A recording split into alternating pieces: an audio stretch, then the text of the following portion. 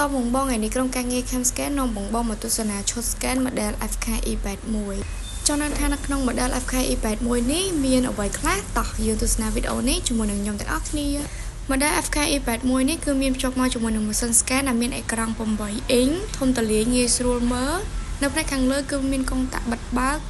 ដោយសារបញ្ចូលថ្មនិងរុន Type C និង USB សម្រាប់ផ្ទេរទិន្នន័យចាប់បន្តមកទៀតយើងមកមើលពីការ connect ដុំ Bluetooth ម្ដងបងអញ្ចឹងនេះយើងមានជាមួយនឹងខ្សែ connect យើងភ្ជាប់ជាមួយនឹងដុំ Bluetooth របស់យើងដែលមាននៅក្នុងកែស្រាប់នៅពេលដែលបងតភ្ជាប់គឺបងអាចចំណាំមើលបានថានៅខ្សែដែលមានខ្សែពីរបែបនេះគឺភ្ជាប់ជាមួយនឹងដុំ Bluetooth ចាស់សម្រាប់ខ្សែម្ខាងទៀតគឺយើងធ្វើការដោតទៅជាមួយនឹងដូច scan នៅលើរថយន្តជាក់ស្ដែង model scan E81 មួយនេះគឺអាច scan បានទាំងរថយន្ត 12V ទូទៅនិង 24V បានរហូតដល់10 model ដូចនេះដោយ scan នៅលើរថយន្តផ្សេងៗគឺខាងរោងចក្របានផ្ដល់ឲ្យយ៉ាងច្រើនប៉ុន្តែដោយសំខាន់មួយនេះគឺបងអាចខ្វះបានទេគឺជាដោយ OBD16 ដែលយើងអាចធ្វើការ scan បានទាំង 12V និង 24V បន្តមកទៀតក៏មានជាមួយនឹងដោយ cell diagnostic ចាក៏មានមកជាមួយនឹងដោយសម្រាប់ scan លើរថយន្ត BMW ផងដែរហើយនេះគឺជាដោយ scan សម្រាប់រថយន្ត Dongfeng ចាដោយ scan លើរថយន្ត Mazda បកគោជើង17ដោយ scan លើរថយន្ត Nissan បកគោជើង14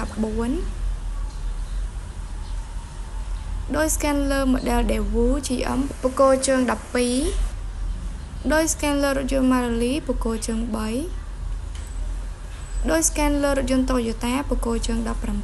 17ដោយ scan លើរថយន្ត Toyota បកគោជើង22ដោយ scan លើរថយន្ត Kia បកគោជើង20ដោយ scan លើរថយន្ត Honda បកគោជើង3ដោយ scan លើរថយន្ត Hyundai ប្រភេទប្រអប់ CACB បកគោជើង16ដោយ scan Hyundai បកគោជើង10ដោយសម្រាប់ scan រថយន្ត Mitsubishi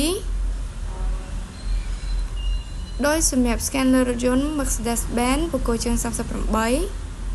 ក៏មានជាមួយនឹងដោយសារដោយផ្ទេរទិន្នន័យ Type C និងដោយកន្ទុយបារីមាននៅក្នុងកញ្ចប់មួយទៀតដែលផ្ដល់ជូនបងនៅក្នុងកេសជាមួយគ្នាផងដែរ